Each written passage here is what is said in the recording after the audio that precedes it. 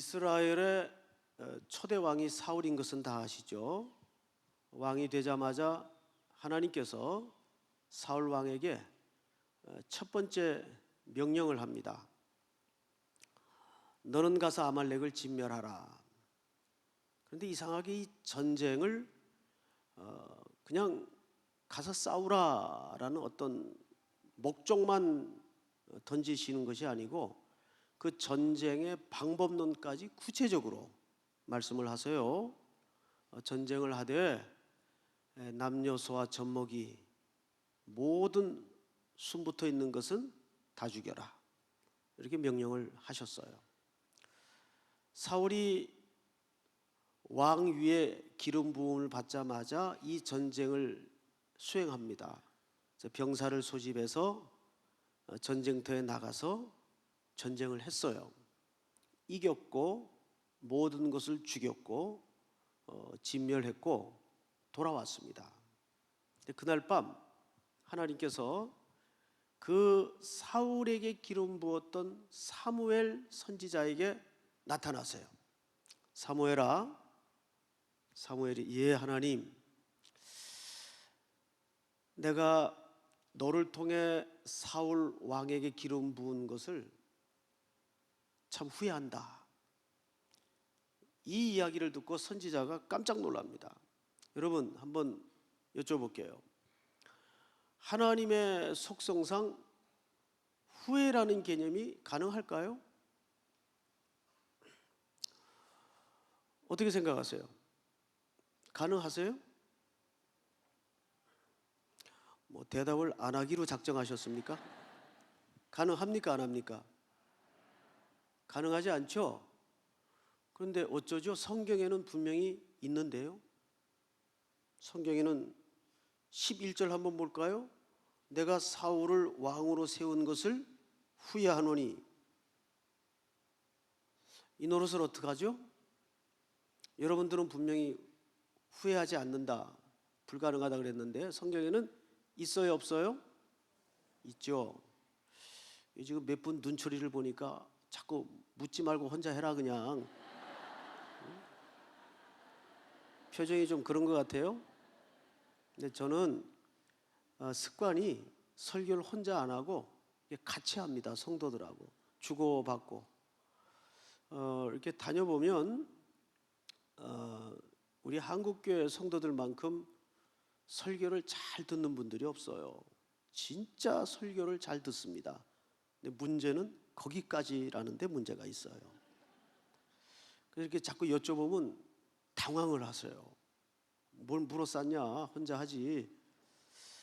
그런데 설교는 설교자가 준비한 것을 하는 것이 설교가 아니고 같이 해야 됩니다.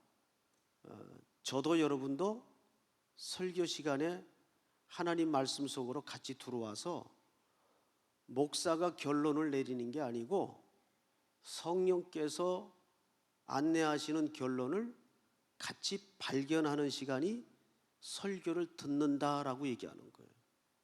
그러니까 여러분들도 설교 듣는 시간에는 같이 생각을 하셔야 돼요.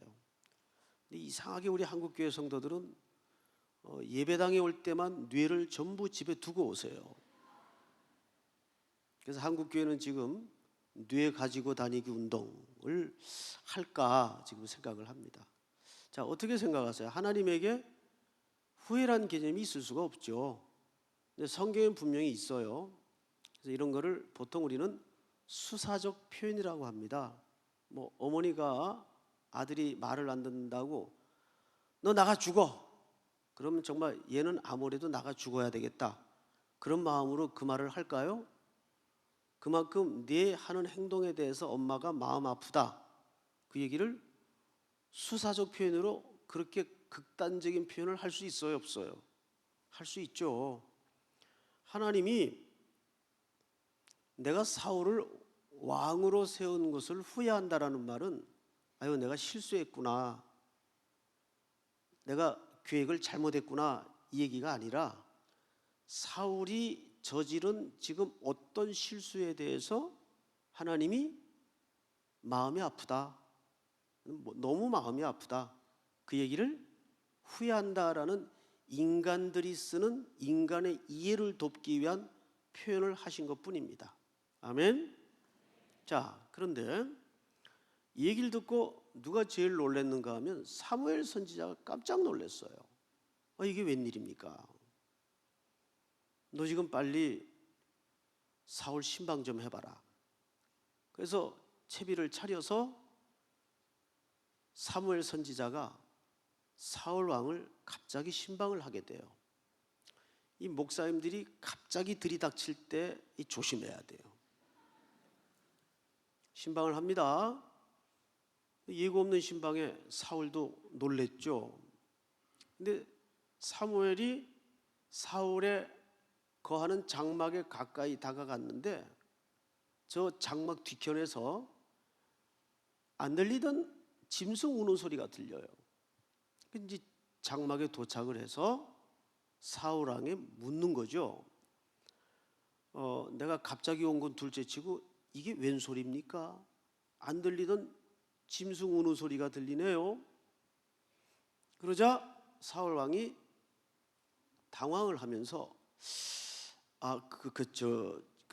다른 게 아니고 아시다시피 당신을 통해 내가 왕으로 기름 부음을 받자마자 하나님이 내게 첫 번째 명령을 주셨는데 너는 가서 아말렉을 진멸하라 하시기로 제가 그 명령을 다 지켰고 가서 이겼고 다 명령대로 진멸했는데 방금 들으셨던 그 짐승 우는 소리는 다른 게 아니고 뭐 별거 아니고 그 진멸하고 죽이다 보니까 마침 그 하나님 앞에 제사 드릴 때 쓰면 좋겠을 짐승들이 몇 마리 눈에 띄기로 제사 지낼 때 쓰려고 요건 남겨둔 겁니다.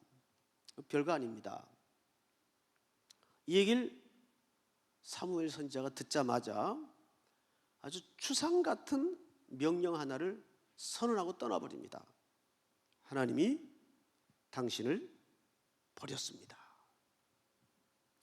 그리고 그 이후로부터 사무엘 선지자는 사울을 죽을 때까지 보지 않습니다.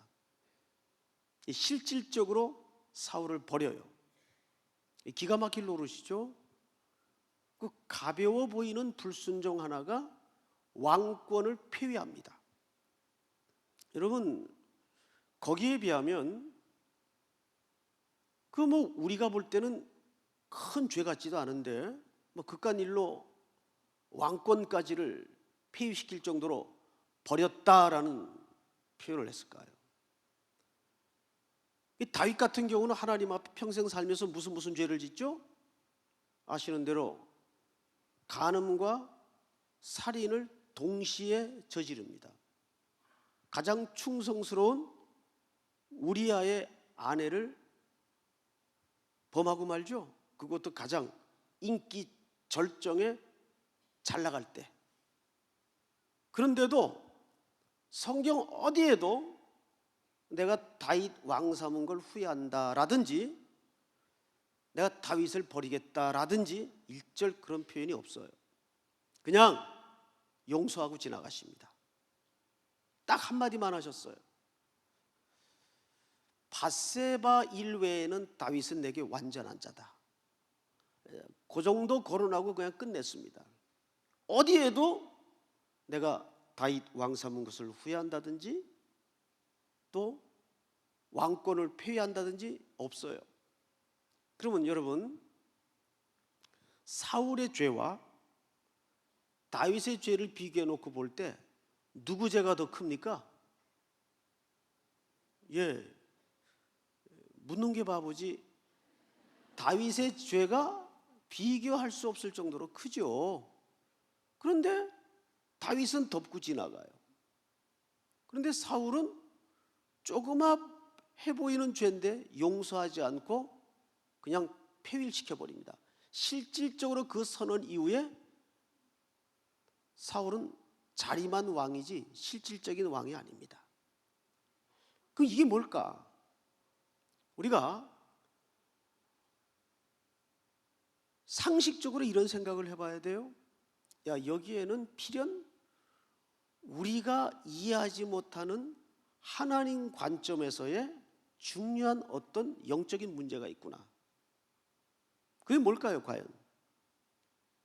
그래서 우리는 그 답을 강사 얼굴 본다고 나오는 게 아니고 성경에서 한번 들어가 보도록 하겠습니다.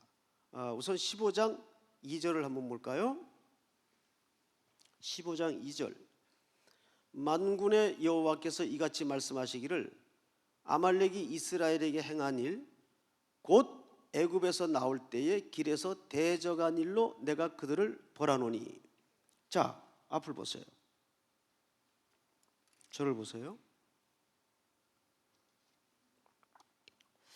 여기 지금 몇 분 메모하시는 분 계신데 적지 마세요.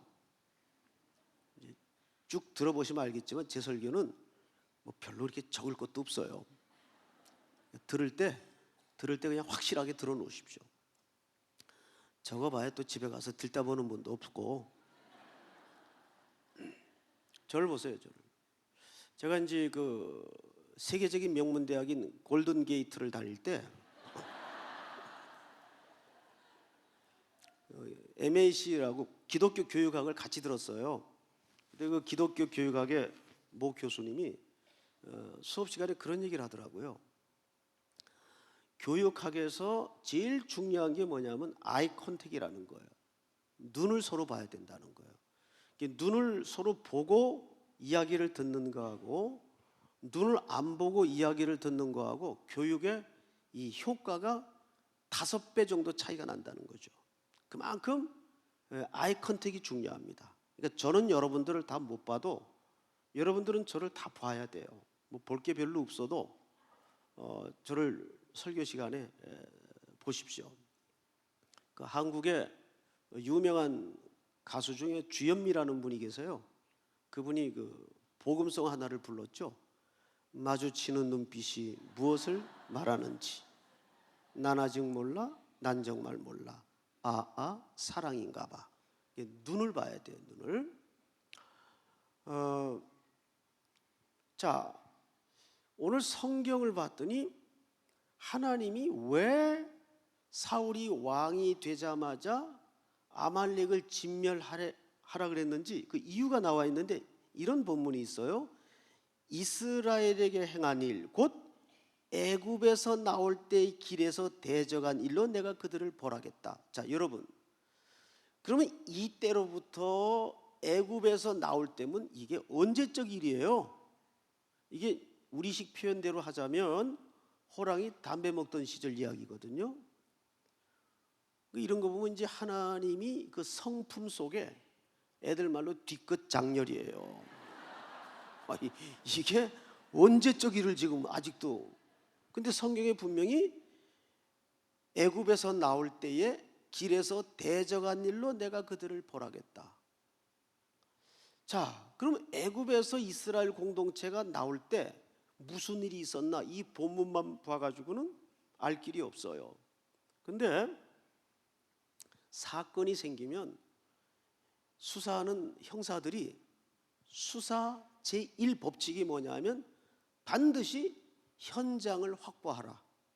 그래서 우리는 지금부터 성경을 따라서 그때 홍해를 건널 때 무슨 일이 있었나 그 사건의 현장으로 찾아가 보는 수밖에 도리가 없어요.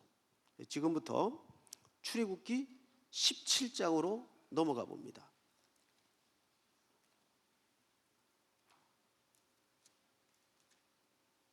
17장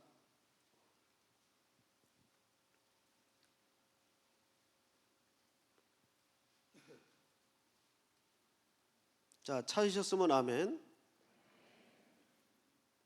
자, 8절서부터 저하고 교독을 좀 하겠습니다. 8절서부터. 그때에 아말렉이 와서 이스라엘과 르비딤에서 싸우니라.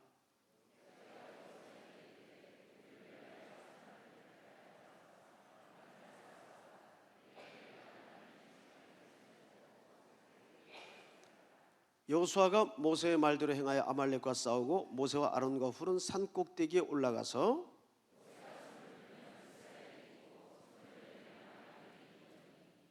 모세의 팔이 피곤함에 그들이 돌을 가져다가 모세 아래에 놓아 그가 그 위에 앉게 하고 아론과 훌은 한 사람은 이쪽에서 한 사람은 저쪽에서 모세의 손을 붙들어 올렸더니 그 손이 해가 지도록 내려오지 아니한지라. 아멘. 자, 여기까지입니다. 여러분 이제 앞을 좀 다시 봐주시겠어요? 바로 이 내용이 애굽에서 나올 때 아말렉이 이스라엘에게 행한 바로 그 현장입니다. 자, 이 본당이 이렇게 타원형으로 돼 있으니까 제가 좀 본당을 새로 포맷을 하고 이 본문을 이해하는데 이해를 좀 돕도록 하겠습니다. 우선 다행스럽게도 이 가운데 이 갈라져 있네요. 이 갈라진 데를 홍해라고 합시다. 홍해. 여기가 가운데가 홍해예요. 그러면 어느 쪽을 애굽으로 할까요? 아무래도 여기가 조금 더 우중충하네요. 여기 애굽으로 합시다. 네, 또 삐지지 마세요. 그냥 이그젠플로 하는 거니까. 애굽. 그다음에 여긴 뭐라 그랬죠? 홍해. 그럼 홍해를 건너면 여긴 어디입니까? 홍해 건너자마자 바로 가나안 나와요? 광야죠. 예. 그다음에 광야를 지나면 저긴 어디입니까? 예, 가나안, 자연히 가나안이 되죠. 이 층은 그냥 천국으로 합시다. 미리 가 계셔서 좋겠어요. 자, 머릿속에 이 본당 포맷을 입력을 하세요. 입력을. 그리고 지금부터 제 설명을 들어야 오늘 이 아말렉 사건이 무슨 얘기인가 이 전체적으로 이해가 들어옵니다. 뭐 재밌는 이야기를 기대했다면 오늘 저를 잘못 부른 겁니다. 뭐 전 재밌는 얘기 잘 못해요. 자, 이스라엘 공동체가 400년 동안을 종살이를 해요. 4대를 거쳐서.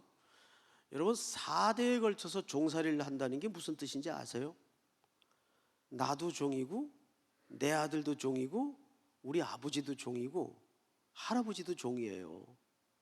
그 이상의 때가 계속 무슨 노릇만 한 겁니까? 종살이만 한 거예요. 그럼 그때 종은 뭡니까? 그건 소유물이에요. 한 번도 평생을 살면서 자기의 의사결정이나 주도적인 인생을 산 경험이 없어요. 그거를 400년을 살아요. 4대를 살아요. 여러분 그렇게 되면 사람이 어떻게 되는지 아십니까? 저절로 바보가 돼요. 피동적이 되고 수동적이 돼요. 그러다가 하나님이 그 복역의 때를 정확히 정하시고 역사 속에 지도자 한 사람을 준비하시죠. 누굽니까? 모세.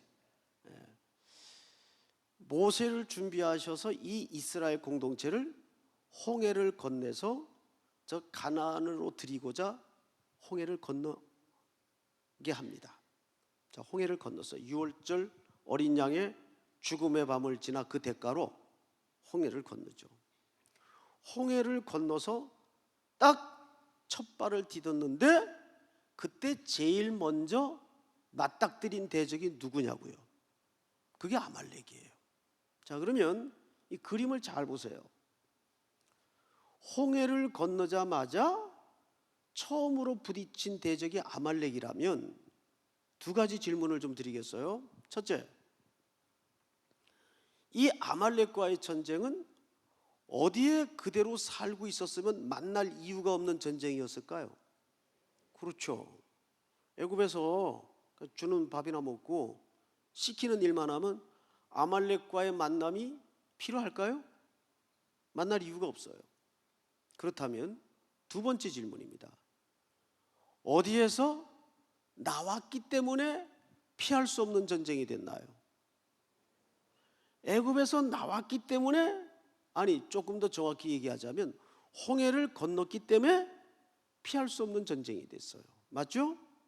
자, 그러면 우리는 이 문제를 접근하기에 앞서서 이 홍해를 건너는 게 무슨 뜻일까를 한번 봐야 돼요. 자, 제가 왔다 갔다 하면서 설명을 드릴 테니까 제 동작을 잘 보세요. 이스라엘 공동체가 모세를 선두로 지금 어디를 건너죠? 홍해를 건너요. 홍해를 건너요. 그러면 저 옛사람의 육의 상징인 애굽 쪽에서 시각에서 볼 때는 이거 지금 이스라엘 민족 공동체가 뭐 하고 있는 겁니까? 지금 바닷속으로 뭐 하고 있는 거예요? 들어가고 있는 거예요. 수장되는 거예요. 영적으로는 뭐예요? 죽는 거예요. 어디서 볼 때는? 애굽에서 볼 때는. 보세요. 애굽에서 400년을 종살이 하다가 모세를 선두로 지금 어디를 건너죠? 홍해를 건너요. 그러면 애굽 시각에서 볼 때는 이 이스라엘 공동체가 지금 뭐 하는 거예요? 이거 바닷속으로 들어가는 거예요. 수장되는 거예요. 죽는 거예요. 반대로 저 가나안을 향해서 가나안 쪽에서 볼 때는 지금 이스라엘 공동체가 뭐 하는 거죠? 바닷속에서 살아나오고 있어요. 놀랍게도 홍해라는 바다를 중심으로 죽고 사는 게 동시에 일어나요. 맞죠? 근데 구약 성경만 볼 때는 이게 도대체 뭐 애국 군대가 쫓아오고 400년 역사가 흘러가고 이스라엘 거대한 민족 공동체가 바닷속으로 들어가고 이게 뭔 소리인지 잘 모르겠어요. 그런데 웨스트민스터 신앙 고백서에 보면 이런 표현이 있어요. 한번 따라서 할까요? 성경은 성경으로. 그게 가장 정확한 해석 방법이에요. 그래서 이게 뭘까 구약만 봐가지고는 잘 모르겠는데 우리 고린도전서 한번 10장을 열어보십시다. 고린도전서 10장 출애굽기를 표시해 두시고 10장 1절 2절 전체가 한번 같이 읽겠습니다. 시작.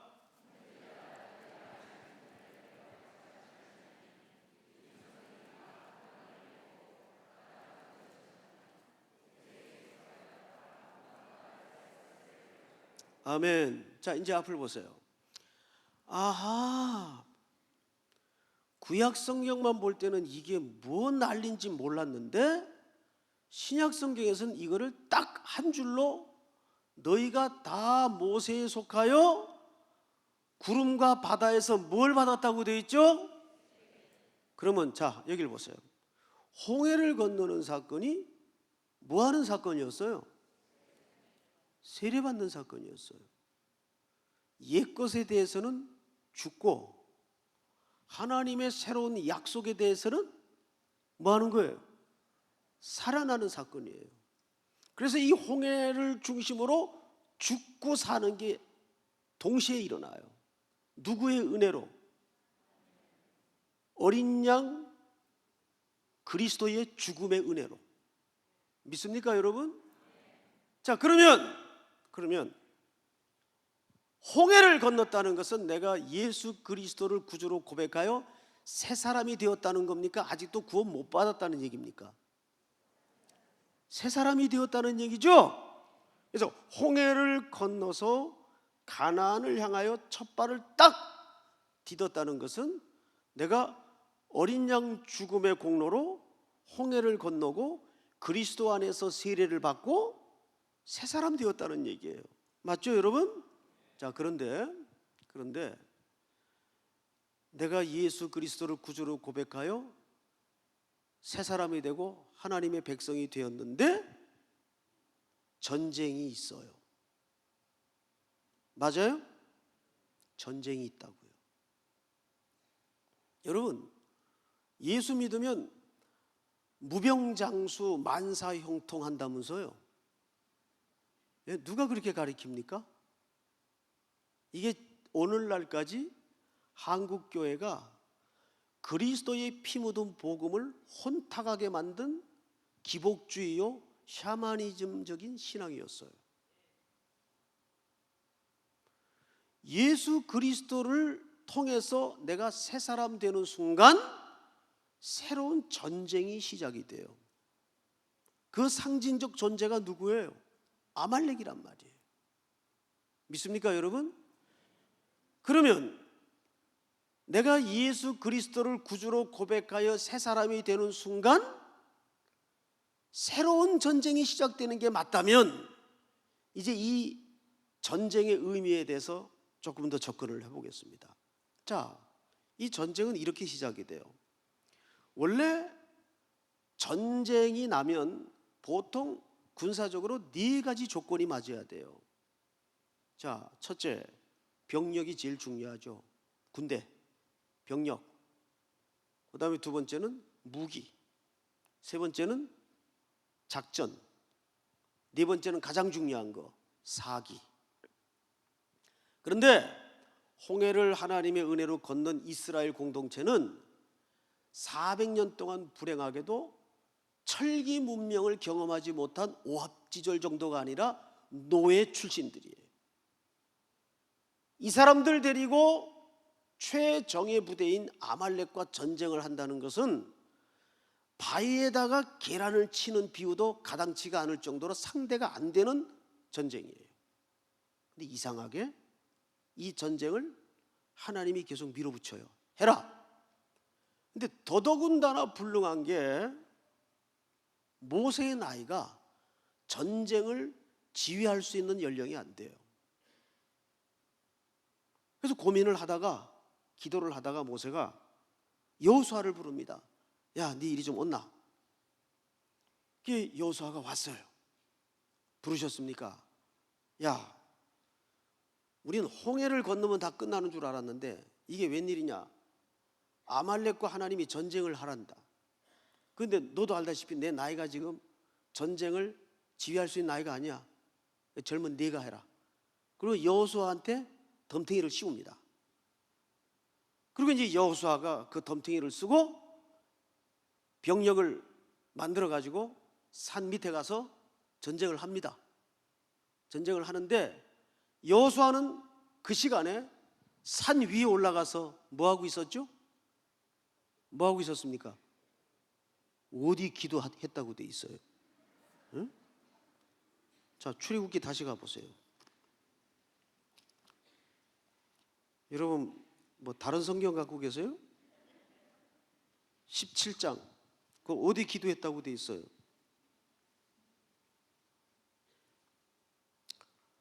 자, 10절부터 볼까요? 여호수아가 모세의 말대로 행하여 아말렉과 싸우고 모세와 아론과 훌은 산꼭대기에 올라가서 11절 시작.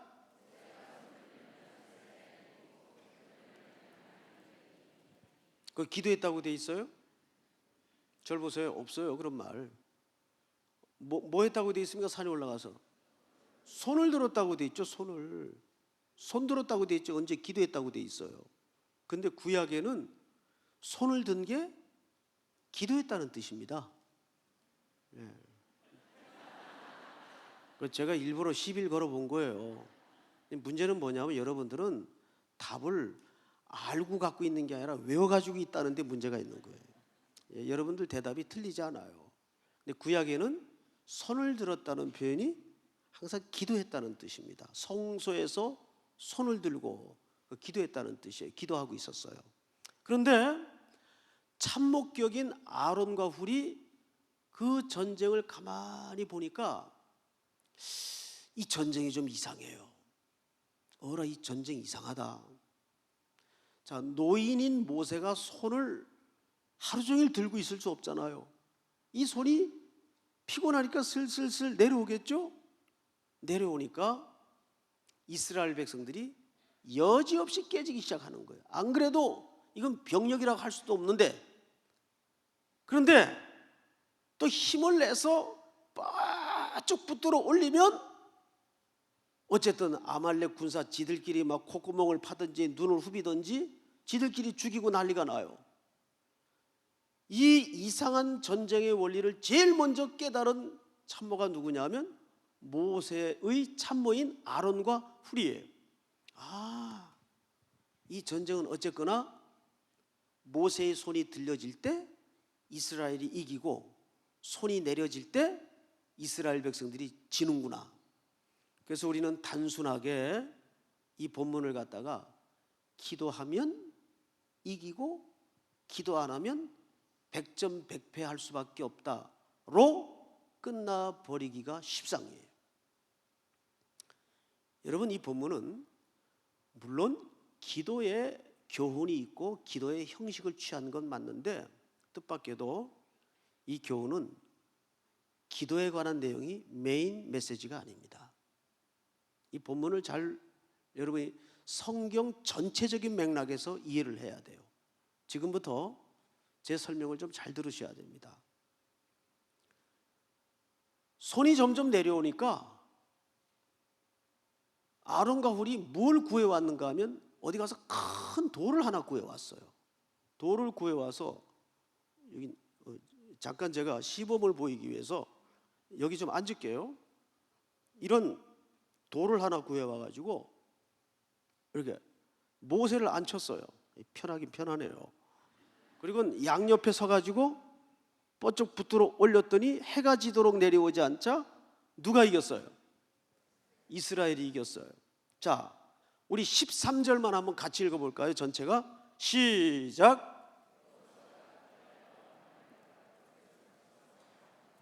할렐루야. 자, 이제 제가 여러분들에게 마지막 질문을 드립니다. 이스라엘의 승리로 전쟁은 끝났어요, 안 끝났어요? 강사가 뻔한 걸 물을 때는 한번 생각을 하고 대답을 하셔야 됩니다. 정말 끝났어요? 자, 어디 끝났나? 16절. 우리 남자분들만 한번 다 같이 시작.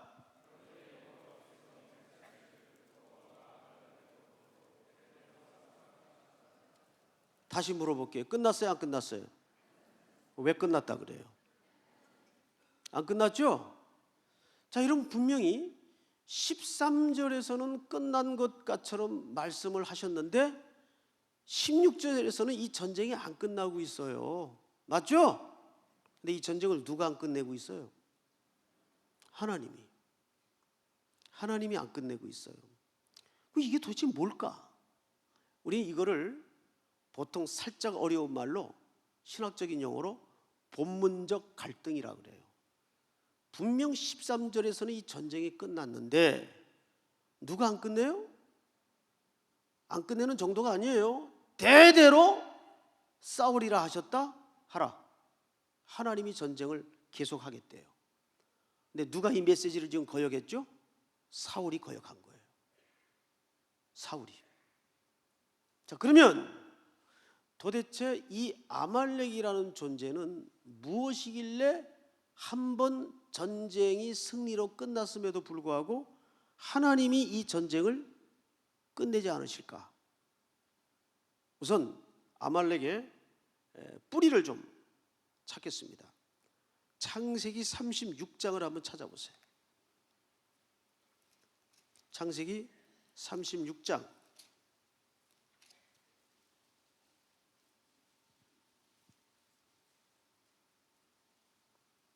12절을 우리 여성도님들이 한번 읽겠습니다.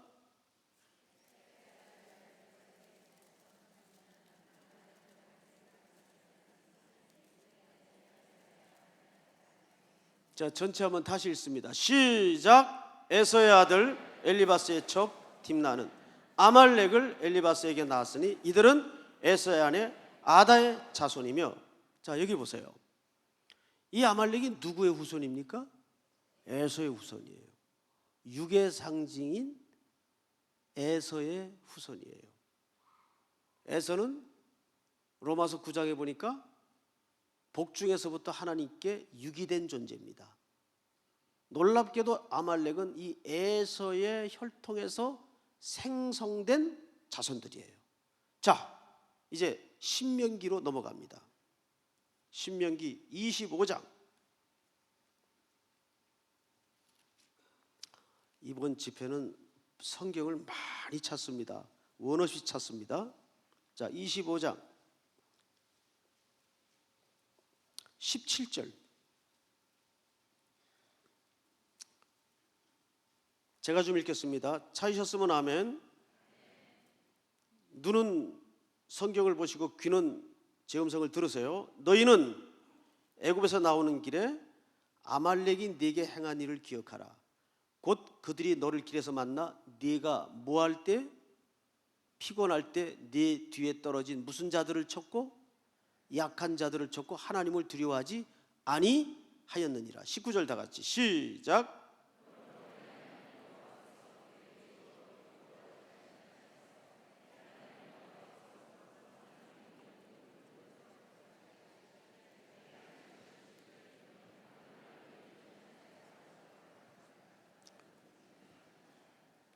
아멘.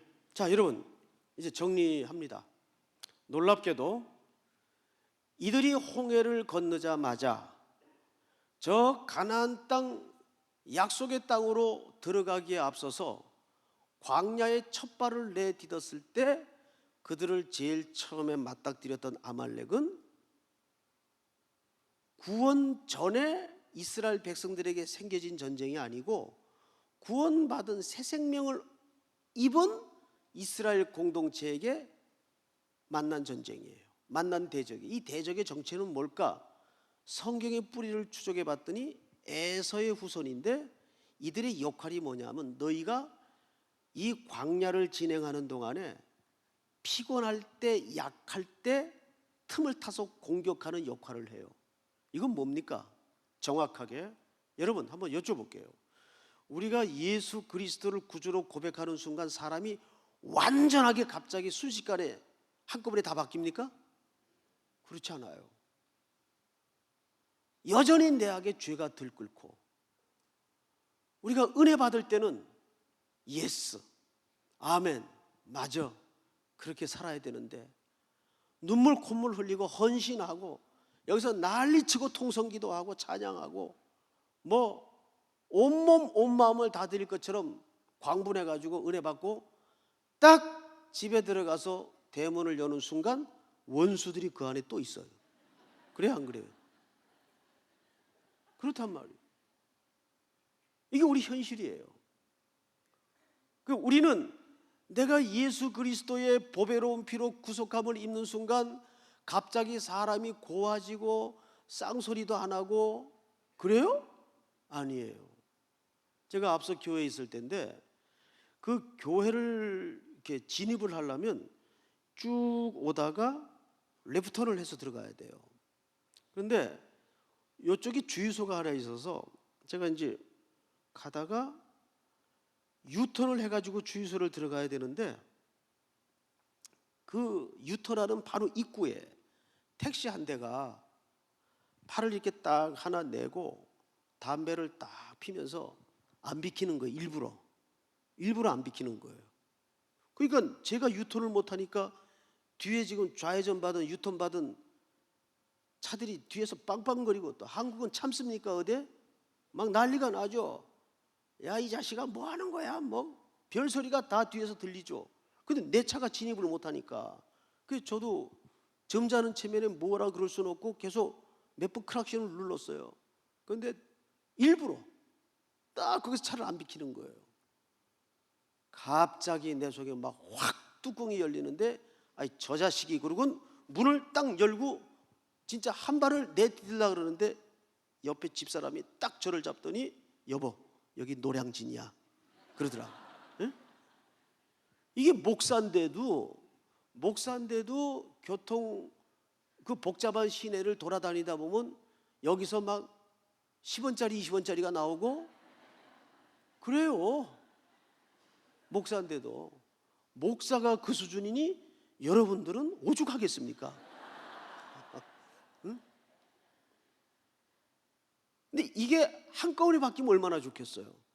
예수님을 믿는 순간 수준까지 깔끔하게 정리가 되면 얼마나 좋겠어요. 근데 이게 그렇게 됩니까 안 됩니까? 안 돼요. 그 우리 속에 남아있는 것들이 뭐예요? 바로 아말렉이에요. 구원받은 백성들에게 만나는 새로운 싸움. 이게 뭐라고요? 우리가 약할 때 피곤할 때 우리 속에 일어나는 이 죄덩어리들. 자, 이거는 한 번에 바뀌는 겁니까? 과정을 거쳐서 바뀌는 겁니까? 과정을 거쳐서 바뀌는 거예요. 이거를 에베소서 기자가 정확하게 이렇게 표현을 했어요. 우리 한 군데만, 오늘 찾는 마지막 본문입니다. 에베소서 4장. 에베소서 4장. 자, 13절. 우리 다 찾으세요. 13절. 전체가 한번 같이 읽습니다. 시작.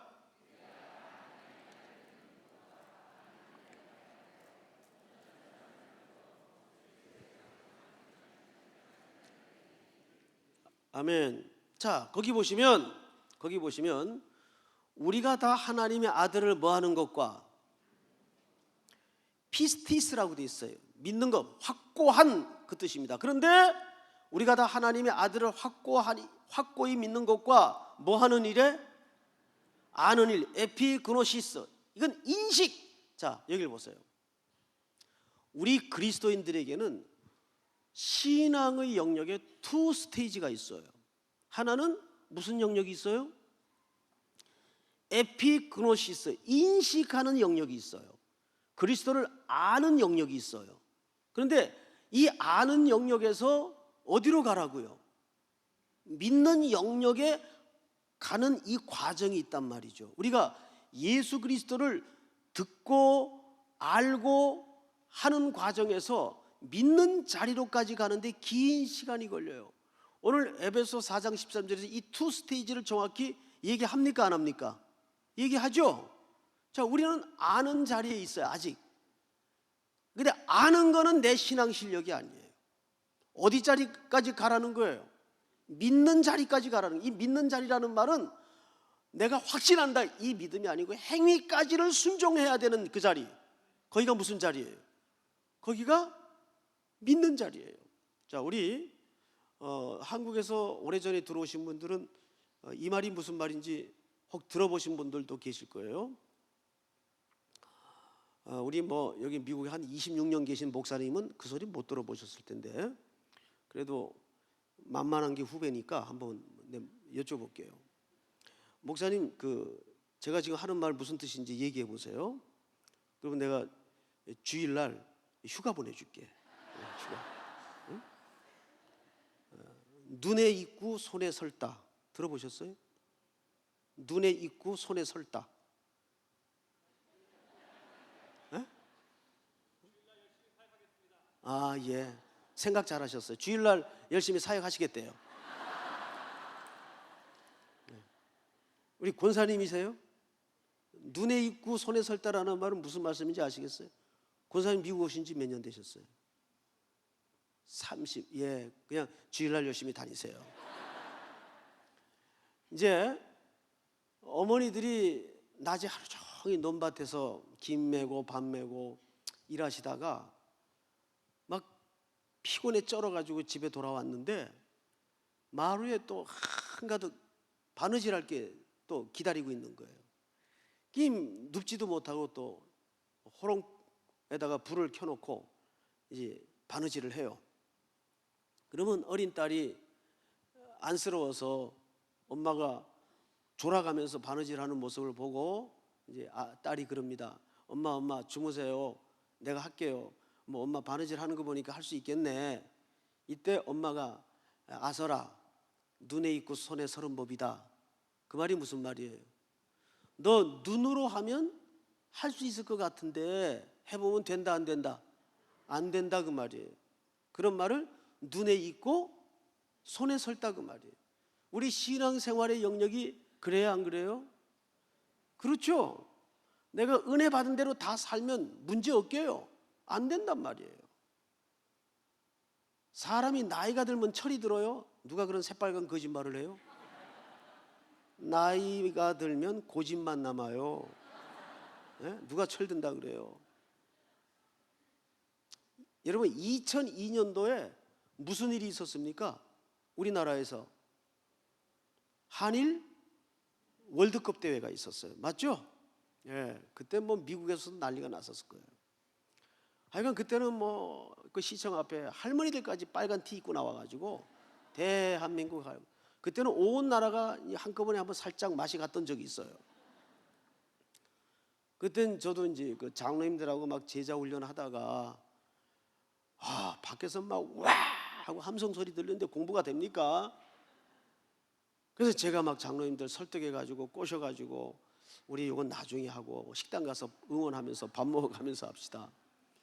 근데 그때는 어느 경기고 중요하지 않는 경기가 없죠. 매 경기마다 결승전 같은 그런 경기였는데 제가 나라 이름은 지금 미국인지 하여간 기억은 안 나는데 어느 나라하고 이제 경기를 이제 했어요.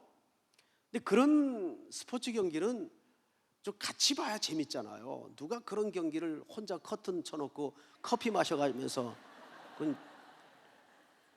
그건 조금 문제가 있죠. 그래서 우리 교육자들 다 나오라 그랬어요. 한 30명 되는 교육자들 다 나와가지고 세미나실에서 이 스크린 걸어놓고 빨간 티 다 입혀놓고 이제 다혈질 전도사 하나 응원시키고 논 다음에 먹을 거 잔뜩 사다 놓고 이제 구경을 하는데 전반전에도 승부가 안 나고 후반전인데 승부가 안 나니까 히딩크 감독이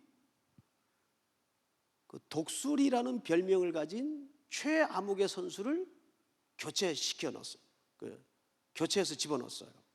근데 이게 이제 골대라면 공이 요 골대 앞에 여기 딱 노마크 찬스로 골키퍼는 실수해가지고 이 앞쪽으로 나가 자빠져 있고 골이 여기 있었어요. 여기 요거를 불어도 들어갈 판이라.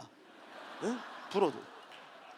그런데 그 교체해서 들어온 그 최아무개 선수가 그 사람은 그 별명이 독수리라는 별명을 가진 그 최아무개 선수가 이쪽에서 막 뛰어오더니 이 교체에 들어왔으니까 힘이 남지. 이건 진짜 불어도 들어갈 구멍을 갖다가 이걸 찾는데 여기 이렇게 골대 위로 이제 축구 전문 용어로 똥볼이 된 거예요. 똥볼이. 근데 그게 중요한 게 아니고 온 나라가 아쉬움과 탄성이 뒤집어졌죠. 이거 그 세미나실도 마찬가지고. 근데 내 뒤에 앉았던 아주 다혈질의 성격이 개성이 강한 개 같은 성질의 준말이래나요? 그 친구가 이 뒤에 앉았다가 너무 흥분을 해가지고 정신줄을 잠깐 놨어요. 자기도 모르는 사이에 아주 그 교육자로서는 정말 해서는 안 될 아주 쌍욕을 내 뒤에서 해버렸어요. 근데 우리도 흥분해가지고 그 순간에는 몰랐는데 요 한 4, 5초가 아쉬움과 탄성의 4, 5초가 지나가고 아주 야릇한 정적이 싹 온 거야. 정적이. 이걸 다 들었는데 나도 들었고 귀에서 넣어줍디다 귓구멍에. 이건 못 들은 척 할 수도 없고. 근데 그때 또 담임 목사가 뻘쭘하게 정색을 하고 달려들면 분위기 깨는 거 아니에요. 이게 목회를 하려면 믿음, 소망, 사랑 그 중에 제일은 센스니라. 센스. 사랑보다 더 중요한 게 센스예요. 센스. 그래서 제가 이제 아무 소리 안 하고 분위기가 아주 야릇해졌어요. 그래서 딱 뒤를 돌아보니까 대가리가 벌써 밑으로 들어가 있어요. 그냥 앉았다가 다른 소리 안 하고 야, 너 들어가서 해봐 그랬어요. 너 들어가서 해봐. 여러분, 이게 눈으로 보면 욕을 하고 야단을 하지만 그 그라운드에 뛰는 애들은 우리나라에서 밥만 먹고 축구 제일 잘하는 애들 고르고 골라서 학연, 지연 모든 관계없이 실력 위주로만 뽑은 거예요. 그때. 그래가지고 몇십억 들여서 해외 전지훈련 시키고 데리고 들어와서 독일, 프랑스, 영국 불러다가 5대빵으로 깨진 다음에 엄청난 개런티 주고 그리고 골라가지고 23명 엔트리 발표를 했어요. 그리고 걔들 중에 경기 당일날은 23명 다 집어넣어요? 아니에요. 컨디션 제일 좋은 애들 11명을 스타팅 멤버로 집어넣어요. 그리고 대기 4명. 이 대기 4명이 히든 카드에서 실질적으로 스타팅 멤버보다 더 실력이 좋은 애들이 있었어요. 그렇게 현장에 집어넣는데도 실전 때는 똥볼을 차는 거예요. 실전 때는. 신앙생활이 우리가 들은 대로 되면 얼마나 좋겠어요. 그렇게 안 된다니까요. 이게 우리 기독교인들의 영원한 갈등과 괴리가 뭐냐면 신앙생활을 아는 것과 믿는 것 사이에 괴리가 있다는 거예요. 그런데 중요한 거는 한국 특별히 장로교는 여기는 뭐 보니까는 완전히 통합이더군요. 여기는 온 교단 목회자들이 다 계신데 보니까 참 좋아요. 근데 특별히 한국교회 장로교회는 교인들이 교회 들어오면 먼저 사랑과 복음의 핵심을 배우는 게 아니라 교회 생활을 먼저 배워요. 이게 제일 문제죠. 그러다 보니까 교회 안에서 엉뚱한 소리를 못해요. 그랬다가는 사랑하라고 준 그 말씀으로 그게 이제 칼이 돼가지고 난도질을 당합니다. 그 말씀으로. 예를 들면 우리 구역 예배라는 거를 이제 한국교회에서 보통 하지 않습니까? 그럼 보통 구역장 정도 되는 분들은 거의 목사 뺨치는 정도의 영성과 은혜를 갖고 계세요. 그분들은 벌써 교회 들어올 때도 반은 떠서 들어와요. 그러니까 그런 분들 보면 무섭죠. 예. 근데 이제 그런 분들이 구역 예배 인도를 해요. 다 끝나고 나서 마지막에 기도 제목을 받고 합심 기도를 하죠. 김 집사는 기도 제목 뭐야? 이번 우리 남편 승진. 또 박 집사는 기도 제목이 뭐야? 우리 애 이번에 시험 있어요. 송 집사는 기도 제목이 뭐야? 근데 이 송 집사가 고개가 약간 옆으로 비틀어지더니 에이, 권사님 솔직히 말해도 돼요? 그럼 기도 제목인데 솔직히 얘기해야지. 저는 요즘요 솔직히 예배도 사실 드리기 싫고요. 기도 안 한 지도 오래됐고요. 성경도 읽기 싫어요. 죽겠어요. 시험 들어가지고. 왜 이런지 모르겠어요. 그럼 보통 그러면 한국교회에서는 그건 그 자리에서 완전 확인 사살 당합니다. 예? 아니 집사식이나 돼가지고 그게 무슨 소리야? 기도를 안 하다니, 말씀을 읽기 싫다니. 그럴수록 기도하고 그럴수록 성경 읽어야지. 기도가 안 된다는데, 예? 그거 다 반 죽여놔요 그냥. 그래가지고 그러면 한국교회 성도들이 눈치가 빨라요, 늦어요? 눈치 빠르기로는 세계 최고인데, 이 베델교회는 이런 솔직한 얘기했다가 완전히 바보 되는 분위기구나. 안 되겠다. 근데 주일날이 왔어. 막 문에 들어오는데 그 성령 충만파 권사님이 뜬 거예요. 저쪽에서. 송집사 할렐루야. 그러면은 벌써 이제 송집사가 빠꾸미가 돼가지고 알죠. 할렐루야 그래요. 속은 아닌데. 그러면서 그때부터 신앙생활의 패턴이 2층 집 구조가 됩니다. 이게 이제 만다라라는 영화에 나오는 용어예요. 그 불교에도 이런 개념이 있어요. 불교에도 삶과 신앙이 다를 때 그 용어를 2층 집 구조라 그래요. 이게 오래된 영화 중에 만다라라는 영화 있죠? 그 안성기 씨가 주인공으로 나왔는데 이게 조금 그 야시시한 영화예요. 저는 뭐 설교를 위해서 그 영화를 본 거고, 그거를 2층 집 구조라 그럽니다. 그러니까 겉 다르고 속 다르고. 이게 이제 우리 한국교회 성도들의 전형적인 패턴으로 굳어져요. 그리고 이게 절대 괴물이 돼가지고 고쳐지질 않는 거예요. 제일 중요한 건 뭐냐면 신앙생활을 아는 것과 믿는 것 사이에 간격이 있다는 걸 인정을 해야 돼요. 근데 이걸 절대 용납을 안 해요. 어디 교회에서 집사가 기도를 하기 싫어? 성경은 안 읽어? 그럴수록 기도해야 되고 이렇게 완전 잡아버리니까 그때부터 자기 솔직한 속마음을 얘기를 못하는 거예요. 자, 그런데 오늘 에베소서 4장 13절에 보니까 아는 것과 믿는 것 사이를 어떻게 하라고요? 하나가 되게 하라고요. 자, 여러분, 우리의 머리는 누구십니까? 우리의 머리는 누구예요? 그리스도예요. 근데 머리하고 몸이 따로 놀면 그걸 뭐라 그러죠? 뭘 뭐라 그래요? 환자라 그러죠. 예?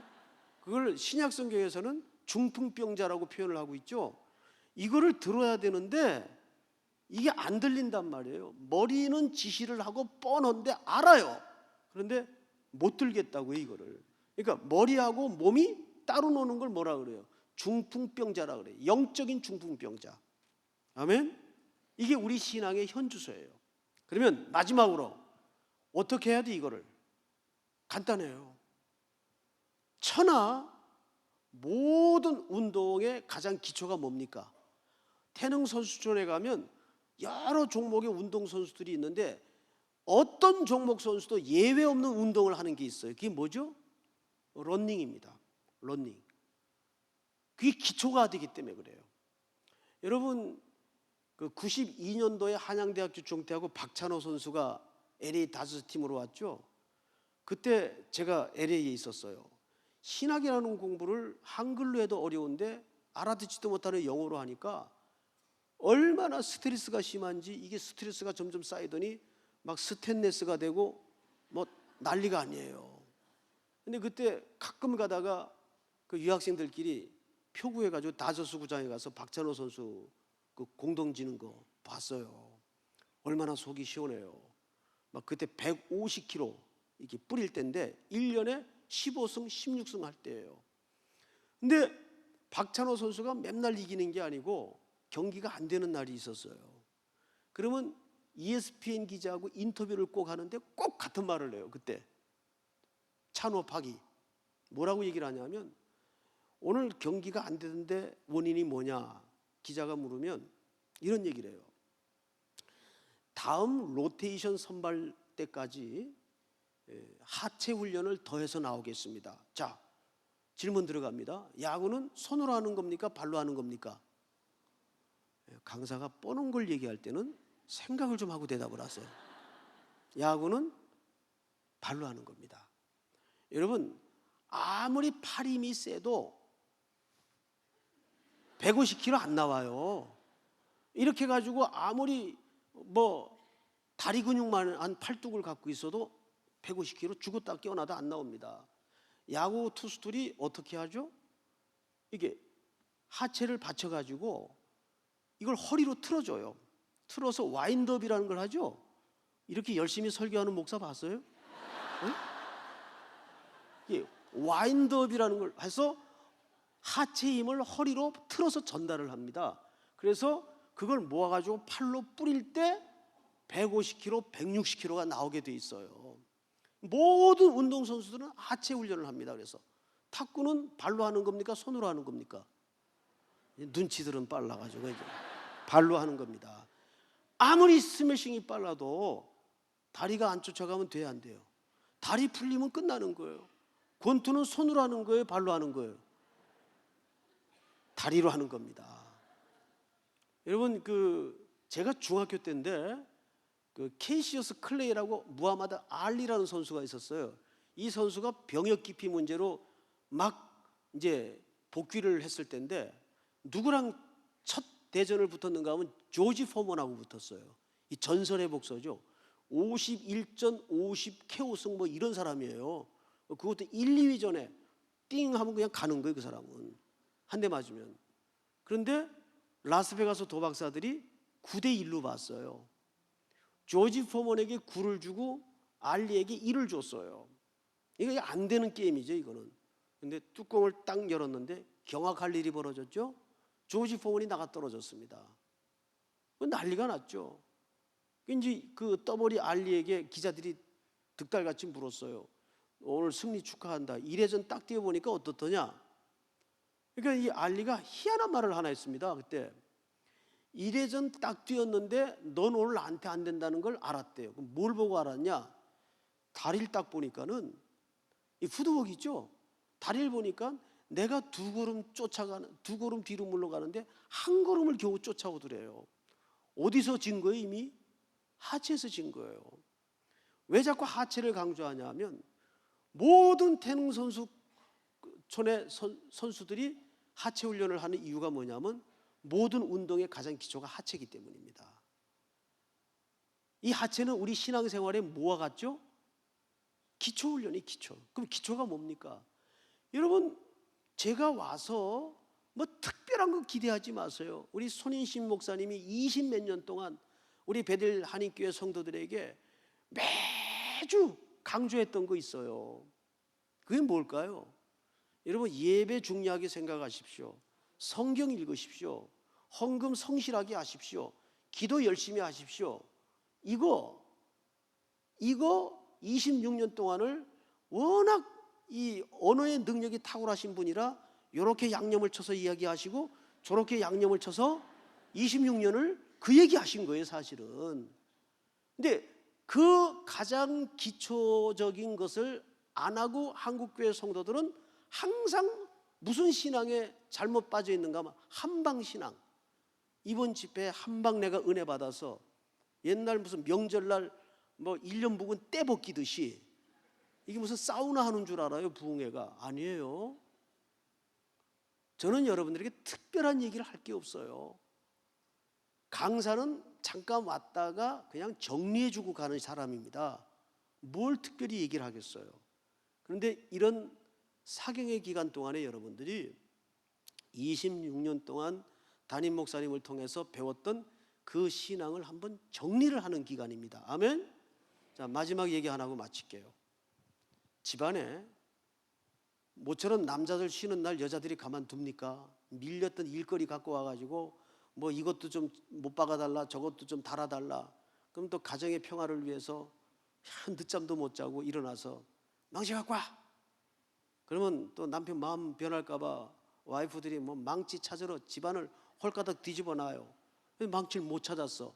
분명 집안에 2개씩 있는데 없어요. 쓸라니까 할 수 없이 밖에 나가서 애 머리만한 짱돌 주워다가 손을 몇 번 쪄가면서 겨우 빨랫줄 걸고 선반 걸고 했어요. 그럼 물어봅시다. 집안에 망치가 있어요, 없어요? 있죠. 근데 썼어요, 못 썼어요? 그럼 있는 거하고 똑같이 됐어요, 없는 거하고 똑같이 됐어요? 왜 그렇죠? 왜 그래요? 자, 따라서 하십시다. 집구석 정리를 안 해서.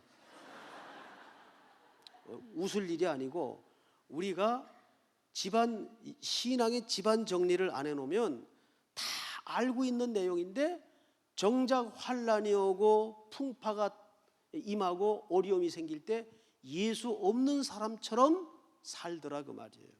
아멘. 이번 집회는 여러분들이 특별한 거 기대하지 마시고 뭐 특별하게 나올 것도 없습니다. 하나님 앞에 그동안 우리 목사님을 통해서 주셨던 그 귀한 말씀들을 여러분들이 한번 촌정리하고 새롭게 각오하는 마음으로 기대하시기를 주의 이름으로 축복합니다. 기도하겠습니다.